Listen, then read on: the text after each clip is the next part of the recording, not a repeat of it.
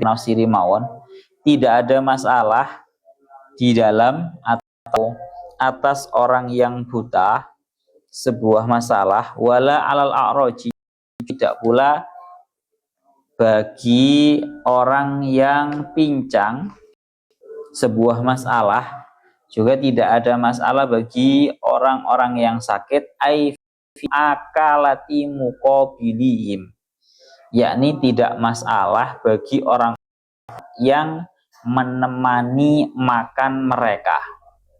Jadi ada tiga orang yang tidak ada masalah bagi siapapun untuk menemani mereka makan. Yang pertama orang yang buta, yang kedua orang yang pincang, yang ketiga yaitu orang yang sakit. Buta, pincang, sakit. Kita bahas yang ini dulu. Sampean bisa lihat di dalam tafsirnya Syekh Aswawinya, tengeriku beliau ngendikakan bahwa asbabun nuzulnya ayat ini itu para ulama berbeda-beda pendapat. Menurut pendapat yang pertama, tenggeriki dingendikakan oleh Imam Ibnu Abbas, tatkala turun ayat ya ayyuhalladzina amanu la ta'kulu amwalakum bainakum bil batil. Tatkala turun ayat itu tadi yang artinya wahai orang-orang yang beriman, janganlah kalian semua makan harta di antara kalian dengan secara batil. Ojo sampai mangan bondone koncone utawa orang lain secara batil dengan cara yang tidak benar. Ketika turun ayat itu akhirnya para mukminun itu merasa tidak enak, taharruj, merasa tidak enak, merasa sungkan, merasa bersalah, merasa berdosa ketika menemani makan orang-orang yang sakit, orang-orang yang lumpuh, orang-orang yang buta, dan juga orang-orang yang pincang. Karena nopo tenggeriki dingendikaken dan mereka berkata at-ta'amu afdalul amwal, sing jenenge panganan itu merupakan paling utamanya harta, dan Allah Ta'ala telah melarang kepada kita untuk memakan harta dengan cara yang tidak benar, dengan cara yang batil. Lah sehingga kalau musuhnya adalah orang yang buta, wal a'ma la yubsiru maudi at-ta'am at-tayyib, lewat dhewe ku mangane bareng ambek wong buta. Lah wong buta ku gak ngerti panggonan sing enak iku sing ndi, ya. Akhirnya dikhawatirkan awak dhewe sing normal iki mangan juga sing enak-enak tok. Satu. Yang nomor dua, wal a'raj la yatamakkanu minal julus. Orang yang pincang itu gak bisa duduk, ya. Sementara musuhnya orang-orang yang bisa duduk secara normal, lunggune penak, ya mangani. Sekali lagi semuanya berhubungan dengan masalah orang yang normal mangani iso luwih enak, iso luwih akeh. Itu nomor dua, orang yang pincang. Wala yastati al muzahama ala ta'am, dan orang yang pincang itu nggak bisa des-desan mangan bareng ku gak iso. Dua. Nomor tiga, wal marid yad'ufu anit tanawul. Sedangkan orang yang sakit itu nggak bisa makan secara maksimal. Mangane ya alon-alon, terus cara mangane rodok banter iku mangane gak ngarakeh karena posisi loro. Sehingga wala yastafi haqqahu minat ta'am, sehingga turunlah ayat ini. Artinya bagaimana? Wa ala hadza fatakunu ala bimakna fi. Ala yang ada pada laisa alal a'ma harajun wala alal maridi wala alal a'raji harajun wala alal maridi harajun. Itu semuanya alanya bimakna fi. Jadi cara dimaknani tidak ada masalah untuk menemani makan orang yang buta, juga tidak masalah untuk menemani orang yang pincang, juga tidak masalah untuk menemani makan orang yang sakit. Artinya nopo? Nanti kita indikakan walaupun kondisinya mereka itu kurang nopo bahasanya, kurang normal untuk memakan makanan yang dihidangkan, maka tetap itu merupakan sebuah hal yang tidak masalah, dan itu tidak dianggap sebagai makan harta orang lain secara batil. Paham ora Pak? Cara panganan umpama katakan dicampur lah, umpama panganan ini dicampur. Ya, umpama kamu bahasane luweh entek akeh iku lho. Sing penting makannya normal itu mboten masalah. Ngoten lho. Itu menurut murad yang pertama. Menurut murad yang kedua, sebagian ulama menafsiri wakila sababu nuzuliha annaha ula'il jama'ah kanu yataharrajuna an mu'akalatil asiha khaufa ayyastakdiruhum wa ala hadha fa'ala ala babiha.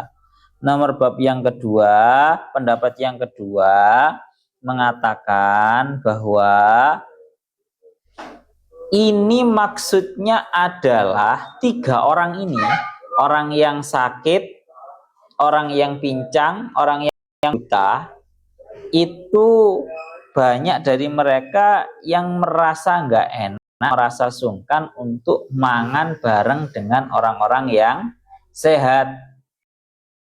Khawatir orang-orang yang sehat itu merasa jijik. Sehingga kalau maknanya penafsirannya seperti ini, maka makna ala itu merupakan menggunakan makna aslinya. Jadi cara dimurati untuk qaul yang kedua ini ya, untuk pendapat yang kedua, penafsiran yang kedua, berarti tidak masalah bagi orang yang sakit, bagi orang yang pincang, bagi orang yang buta untuk ikut serta dengan orang-orang yang sehat. Ngaten loh. Paham ya? Tadi tafsirannya ada 2 seperti itu. Ya Allah ya Rabbi ya Karim. Sekarang kita membahas yang nomor 2. Qadiyah yang kedua, yaitu nih. Wala haraja wala ala anfusikum an ta'kulu min buyutikum aw buyuti abaikum aw buyuti ummahatikum aw buyuti ikhwanikum aw buyuti akhwatikum aw buyuti a'mamikum aw buyuti ammatikum aw buyuti akhwalikum aw buyuti khalatikum aw ma malaktum mafatihahu aw sadiqikum. Nah, ini satu qadiyah dari qadiyah yang nomor 2 ya. Artinya ai wala haraja ala anfusikum an ta'kulu min buyutikum. Yakni tidak masalah bagi kalian semua untuk memakan dari rumah kalian. Ai buyuti auladikum, yakni memakan dari rumahnya anak kalian. Au buyuti abaikum, atau rumahnya bapak kalian, bapak, mbah dan seterusnya. Au buyuti ummahat, dari rumahnya ibu, mbah wedok dan seterusnya. Buyuti ikhwanikum au buyuti akhwatikum, atau makan dari rumah saudara laki-laki, saudara perempuan. Au buyuti a'mamikum au buyuti ammatikum, atau makan dari rumah paman atau bibi yang merupakan saudara. Au buyuti akhwalikum au buyuti khalatikum, atau dari rumahnya saudara laki-laki atau saudara perempuannya ibu. Au ma malaktum mafatihahu ay khazantumuhu li ghairikum, atau makan dari rumah yang kalian semua itu memegang kunci-kunci rumah tersebut, yakni kalian menjadi penjaga rumah tersebut yang dimiliki oleh orang lain. Au sadiqikum, atau memakan dari rumah temannya. Nah, ini nanti pembahasannya repot. Wa huwa man sadaqakum fi mawaddatihi. Teman akrab lek bahasane awak dhewe kanca kentel, Teman akrab yaitu man sadaqakum fi mawaddatihi, yakni orang yang memiliki cinta yang tulus. Kanca kentel, Pak, cara bahasan. Maknanya adalah ya juzu al aklu min buyuti man dzukira wa illam yahduru idza ulima ridhahum bihi. Yakni boleh memakan dari rumahnya orang-orang yang telah disebutkan tadi walaupun mereka sedang tidak hadir, artinya tidak ada di tempat, ketika memang diketahui ridhonya mereka. Tadi secara garis globalnya untuk qadiyah yang kedua ini hukumnya boleh bagi kita untuk memakan dari rumahnya anak, rumahnya bapak, rumahnya ibu, rumahnya saudara laki-laki, saudara perempuan, paman laki-laki, paman perempuan, baik dari jalur ayah atau jalur ibu, atau makan dari rumah yang kita sedang memegang kuncinya, yang mana itu merupakan rumahnya orang lain, atau memakan dari rumahnya teman. Oh duwe kanca, ketuaan kancamu ra enek, langsung mlebu nang omane mangan panganane, itu boleh. Dengan catatan idza ulima ridhahum bihi. Jika memang secara tatanan zahir mestine lek kanca tenan ngono, Pak, ora apa-apa dipangan langsung ora apa-apa. Wis. Itu secara garis globalnya ngoten nggih. Pun. Jadi oleh umpama mun duwe kanca akrab tenanan, ya langsung mlebu omane walaupun nggak ada di rumah, langsung mlebu omane mangan mboten napa-napa. Duwe kanca semisal ya ketepaan rokok ya termasuk rokok, kamu koncone akrab tenanan. Ya ora masalah, langsung dirokok. Sekira kamu mengetahui bahwa dia itu ridho, rela untuk kamu mintai makanan, kamu mintai minuman, kamu mintai rokoknya. Itu bukan masalah. Sekarang kita kembali ke tafsir secara terperincinya. Seperti yang didawuhkan oleh Al-Imam Syekh As-Sawi, beliau dawuh. Untuk qadhiyah yang kedua ini, ngriki dingendikaken ila innal ayah nazalat fil jihad. Menurut pendapat ini ada yang mengatakan bahwa ayat ini turun tentang permasalahan jihad. Artinya nopo? Ya Allah ya Rabbi ya Karim, tengriki dingendikaken wal makna laisa ala haula kharja fit takhallufi fil jihadi. Jadi menurut pendapat yang kedua, pendapat yang terakhir ini ya, ada yang mengatakan bahwa 3 orang yang sudah disebutkan tadi, orang yang sakit, orang yang pincang, orang yang buta, itu tidak ada masalah bagi mereka untuk tidak ikut serta berperang. Ini masih kelanjutannya yang tadi ya. 1. Nah, untuk yang qadhiyah masalah makan memakan ini, wakila kanati sahaba idza kharaju lil ghazwi dafa'u mafatiha buyutihim lihaula'il jamaah wa yaquluna lahum qad ahlalna lakum an ta'kulu mimma fi buyutina. Ngeri ngendikaken ceritanya dulu para sahabat itu kalau keluar untuk melaksanakan jihad, untuk melaksanakan perang, maka para sahabat itu memberikan kunci rumah mereka kepada mereka. Iki lho njaluk tolong ya Jogon, iki tak kai kuncine. Qad ahlalna laka. Apa sing nang jerone pangan-panganan ora masalah. Lho, wis jelas to ana kalimat kaya ngene. Pangan-panganan sing nang jero iku nek seumpama kaya ngono kaya aku biasane ngono ya. Pangan-panganan apa sing kamu gelem ngono jubuk-jubukan pangan-panganan. Cuma walaupun sudah dipersilahkan seperti itu, fakan yataharrajuna min dzalik. Gak penak, tetap sungkan, merasa berdosa, merasa bersalah, tetepan gak penak. Wa yatawalla la nadkhuluha wa ashabuha ghaibun. Aku gak wani melbu dalam keadaan para pemiliknya itu ghaib, juga gak berani makan. Makhafata alla yakuna idnuhum anti bi nafsin, takut nanti mereka itu kurang ikhlas, kurang rela, bahasane ngoten. Wes nggih, dadi ini permasalahannya ngoten. Sekarang kita lanjutkan membahas ke tafsirnya. Wala haraja ala anfusikum antak bulu min buyutikum. Tidak masalah bagi kalian semua untuk memakan dari rumah kalian, yakni rumah anak kalian. Omai anakmu, kamu masuk langsung makan makanan yang ada di dalam rumahnya, itu sama sekali tidak masalah. Napa? Sama sekali tidak masalah. Tengriki dingin-dingin daunnya Syekh As-Sawi, baik anak laki-laki ataupun anak perempuan, karena rumahnya anak itu seperti rumahnya orang tua. Daunnya Kanjeng Nabi, anta wa maluka li abika. Ini kitab selaku anak ini sampai Pak, ini sekali lagi kita kan harus bisa menyesuaikan ya, posisi kita bagaimana, posisi kita sebagai orang tua kah atau sebagai anak. Kebetulan ini membahasnya anak, posisi kita sebagai anak. Dawuhnya Kanjeng Nabi, anta wa maluka li abika. Kamu dan seluruh harta yang kamu miliki itu milik orang tua kamu. Niki merupakan tamparan keras bahasanya. Bahwa kita selaku anak dan seluruh harta yang kita miliki itu adalah milik orang tua. Mana lek bahas kayak ngeten iki masyaallah. Sering kula bolak-balik kula aturaken, bolak-balik kula ceritakan pengarang sing Tuduror Al Habib Ali bin Muhammad Al Habsyi, beliau sering matur, beliau sering dawuhi, sering nyeritakan bahwa beliau itu dawuh ngeten. Aku selagi aku hidup maka aku tidak memiliki harta. Seluruh hartaku adalah merupakan harta milik ibuku. Bayang nih Pak.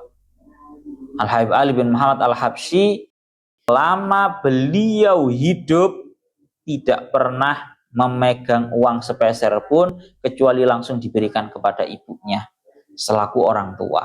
Nah, sok koyo ngene iki, awak dhewe abot Pak nglakoni koyo ngono kuwi. Dhuwitku iku duwike wong tua, tapi duwike wong tua iku dudu duwe awak dhewe. Nah, iso ngene iki pun jadi duwe anak iku merupakan duwe wong tua. Awak dhewe iki bahasane lek wong tua awak dhewe lek njaluk nang wong tua sak karepe dhewe. Njaluk sepeda motor lek ora dituruti, mancal-mancal lawang. Akeh-akeh kan cah-nom saiki kan ngono modele. Jaluk sepeda motor ora dituruti mancal lawang, jaluk HP iPhone ora dituruti nendang-nendang. Kan banyak yang seperti itu. Maka jangan seperti itu.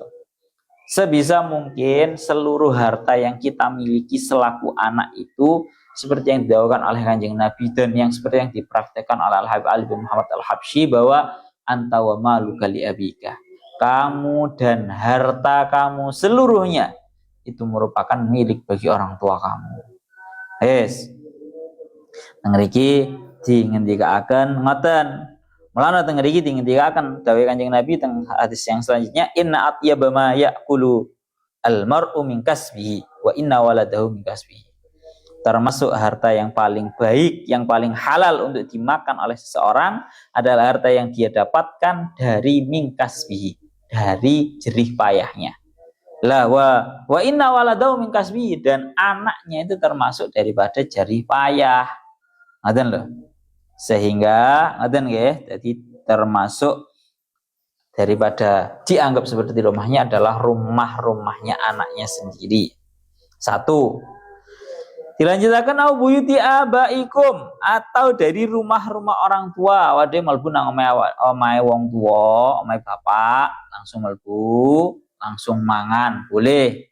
Au buyuti ummahatikum, atau rumahnya ibu-ibu kalian, mlebu langsung mangan, boleh.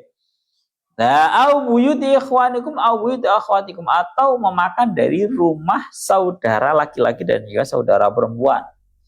Ya, miliknya saudara laki-laki, miliknya saudara perempuan itu boleh untuk kita makan dengan syarat sekira diketahui kita menyangka bahwa dia ridho. Contoh ini Pak, gampangan ngomong ini Pak. Biasanya iki ya awak dhewe kudu ngati-ngati, maksudnya orang kok sembrono gara-gara kok ngene akhirnya awak dhewe rada sembrono kabeh tekane dulure dipangan ngono ya ojo. Nah, soalnya ngeten, jadi syaratnya harus ridho, sekali lagi harus ridho. Soalnya sering kan biasanya nang kulkas dulure tuku susu, tuku jajan, tuku sembarang. Ya kebetulan awak dhewe pengen. Nah, kebetulan awak dhewe pengen panganan milik saudara. Itu bagaimana hukumnya? Dawuhnya para ulama, sekira kamu menyangka bahwa saudara kamu rela untuk jajanan tersebut kamu makan, dia rela, boleh kamu makannya. Tapi kalau sekira kamu menyangka bahwa katanya dulurku gak ngarah ridho lek panganan satu ini saya makan, soalnya ini makanan favoritnya dan khusus untuk dia, berarti kamu gak boleh makan. Jadi ini jangan kamu bahasanya jangan kamu bohongi diri kamu sendiri. Anggeramu kepingin wis jarene oleh tak pangan lho, aja ngono rek. Harus hati-hati, harus kamu timbang. Nang jero kulkas iki ana cakane dulurku. Iki kira-kira dulurku lek aku njaluk titik atau bahkan tak antekne kira-kira rela apa ora. Ngoten lho. Wis ya. Soalnya kadang ya enek. Ya, kita menyangkanya saudara kita rela kalau itu dimakan kita. Ternyata marongono ditakokne. Kan ngono to. Sapa sing mangan jajanku nang kulkas? Tak golek gak enek. Kadang dipertanyakan seperti itu. Maka dawuhnya para ulama, kalau sekiranya kita memakan dalam keadaan kita itu sudah menyangka bahwa si pemiliknya itu rela untuk kita makan, kok ternyata nggak rela, maka kita wajib mengganti. Hukum memakannya halal, tapi wajib mengganti gara-gara si pemilik nggak rela. Paham ya? Au buyuti a'mamikum au buyuti ammatikum, atau rumahnya paman dan juga bibi yang merupakan saudaranya bapak. Mlebu nang mane bapake, mawan bapake omahe pamane atau bibike, pak lek bule atau pak de bude yang merupakan saudaranya bapak, boleh untuk kita makan dari rumahnya. Au buyuti akhwalikum au bidi khalatikum, atau dari rumah-rumahnya pak lek bule, pak de bude yang merupakan saudaranya ibu, itu juga boleh. Au ma malaktum mafatihahu, au ma malaktum mafatihahu ay khazantumuhu li ghairikum, juga boleh makan dari rumah yang kalian memegang kunci rumah tersebut, dengan artian kalian sedang menjaga rumah milik orang lain. Banyak nih biasanya saya lihat di villa-villa itu, biasanya penjaga-penjaganya itu kan penjaga yang memegang kunci. Boleh bagi para penjaga untuk memakan dari rumahnya majikannya tersebut. Ini boleh. Ya Allah ya Rabbi ya Karim, mulana teng ngriki ay hafidtumuhu bi an takunu wukala alaihi liqaul Ibnu Abbas unya bidzalika wakilur rajul wa qayyimuhu ala dai'ati wa masyiyatihi fala ba'sa alaihi ayakula min samratihi wa samrati dai'ati wa yashrabu min labani masyiyatihi wa la yahmilu wa la yatakhiruha. Tadi teng ngriki dikatakan ngoten. Jadi orang yang kebetulan ditugasi untuk menjaga rumah, untuk menjaga karangan atau semisalnya, itu boleh untuk memakan makanan yang ada di rumah tersebut, tapi syaratnya iling-ilingan ora oleh wala yahmilu wala yatakhiruha, ora oleh digawa mulih. Napa ora oleh digawa mulih? Modele jangan oleh mangan toko omane pamane Pak De bude Pak Lek bule marang ngono mbontrot, ora oleh ngono kuwi. Sing oleh iku cuma sekadar memakan. Nanti saya jelaskan lagi tentang permasalahan itu.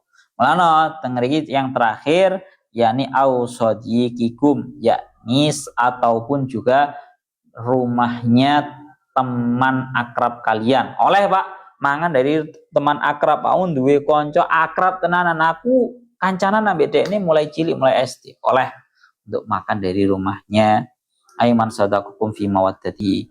Al maknanya adalah ya juzul aqlu min buyuti man dzukir wa illam yahduru idza ulima ridahum. Maknanya adalah boleh sekali bagi kalian untuk memakan dari rumahnya golongan 11 orang yang sudah disebutkan tadi. Tapi dengan catatan sekira kalian itu mengetahui bahwa mereka itu ridho untuk dimakan. Sampeyan lihat dalam tafsir Sawinya tengah ikut ingin dikatakan idza ulima ridhum bi walau bi qarinatin, dengan adanya sebuah qarinah ataupun tanda-tanda. Ana wa hadza hadu qaulaini lil ulama wa qila yajuzu al aqlu min buyuti man dzukir walau lam yu'lam ridha bi li anal qarabata allati baina taqtadi al atfa wal musamahah. Bon. Jadi ngeten, pokoknya dari 11 golongan orang yang sudah disebutkan tadi, itu pokoknya kita boleh memakan dari rumah mereka atau makanan mereka dengan syarat kita mengetahui, kita menyangka bahwa mereka ridho untuk kita makan. Ya, satu.